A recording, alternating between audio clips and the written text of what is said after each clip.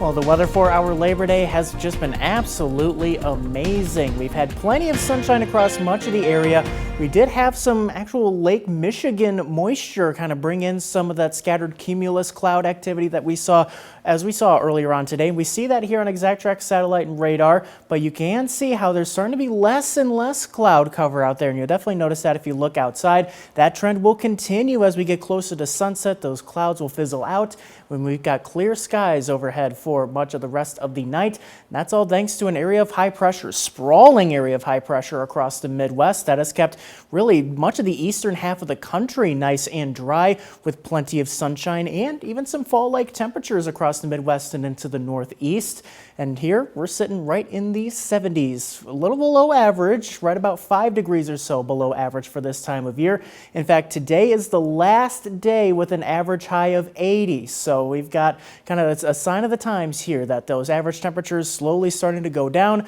Otherwise, temperatures will be cooling down over the next few hours as we get closer to sunset. 70s still by 7 o'clock and then cooling off into the 60s and through the 60s as we head later on tonight. We'll be getting down to the low 50s, even some spots in the upper 40s overnight. It's going to be quite the fall-like night.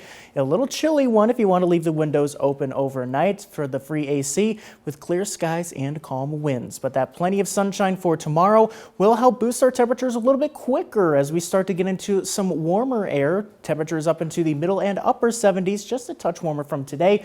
That's mainly thanks to southerly winds. Those winds will be shifting, bringing in a warmer air mass over the next few days up ahead. And then as we head later on in the week, though, we get into even warmer airs. We get back into the 80s both Wednesday and Thursday, it looks like. But we look off to the north and west. We've got another cold front coming in. And once that does come through on Thursday, we've got a quite strong trough coming in. That's going to bring in a very strong push of fall-like air, even cooler than where we are right now. So if you're a fan of the warmer weather, well, you've got plenty of good news over the next few days as we're in the upper 70s tomorrow, 80s Wednesday and Thursday. Some showers could come with that cold front Thursday night.